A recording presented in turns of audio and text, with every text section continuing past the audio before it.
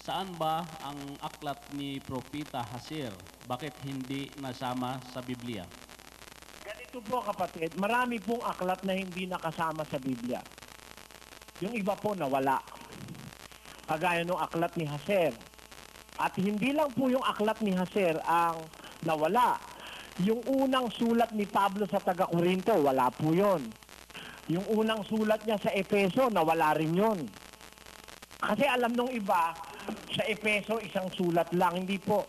Dalawang sulat si Pablo sa Efeso. Pakinggan nyo, babasahin ko sa 3:3 ng Efeso. Kung paanong sa pahayag ay ipinakilala sa akin ang hiwaga, gaya ng isinulat ko ng una sa ilang salita. So makatid, nung sumulat siya sa mga taga-Efeso, meron na pala siyang nauna pang isinulat sa ilang mga pananalita, sabi niya. It is a shorter epistle to the Ephesians, pero wala na po yun, di na po nakita yun. Ngayon, ganun din po yun sa unang Korinto. Akala natin yung 1 Corinthians o yung unang Korinto, yun ang unang sulat. Hindi po, pangalawa na yun eh. Pakinggan nyo ho sa 5:9 ng unang Korinto.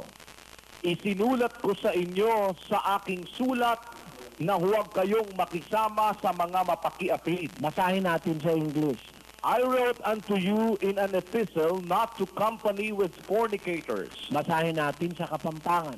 Sinulat ko kay kayo, ing takong sulat, ing eko makyabe karing makipangalugod. See?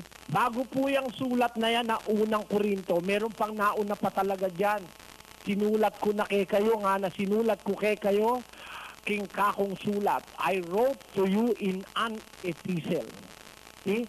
There was a former epistle. The Apostle Paul is using the past tense of the word write. I wrote unto you in an epistle. Not this particular epistle, but there was a previous epistle that he made and he wrote to the Corinthians. So, yun nawala na rin po yun eh. Yung sulat na yun sa unang Korinto. Yung sulat sa Efeso, wala na rin po yung una. Pero hindi naman po kulang ang Biblia kasi alam niyo si Pablo kung magsulat, magturo, yung nauna inuulit niya po uli yun eh. Inuulit niya. Kaya kung nawala man yung una, inulit naman niya sa pangalawa, andyan pa rin po. Pakinggan nyo sa Galatia 5:19. At hayag ang mga gawa ng laman sa makatwid ay ang mga ito, pangangalunya, pakikiapid, karumihan, kalibugan, pagsamba sa Diyos-Diyusan, pangkukulam, mga pagtataniman, mga pagtatalo, mga paninibugho, mga pagkakaalitan, mga pagkakampi-kampi, mga pagkakabahabahagi, mga hidwang pananampalataya, mga kapanaghilian, mga pagpatay, mga paglalasing, mga kalayawan, at ang mga katulad nito.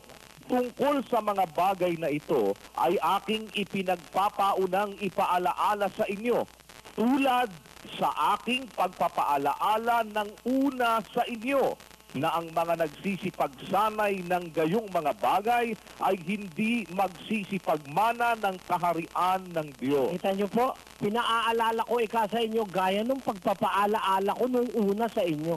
Kaya po, yung aral na tinuturo, pinaalala nung una, papaalala uli, nawala yung una, meron ho tayong kapalit. Ganyan po. Kagaya nung sinasabi niyong aklat ni Hasir, nakasulat yan sa Josue, Kapitulo 10. Ganito po ang ating mababasa sa 10:12. Nang magkagayoy, nagsalita si Josue sa Panginoon ng araw na ibinigay ng Panginoon ang mga Amoreo sa harap ng mga anak ni Israel.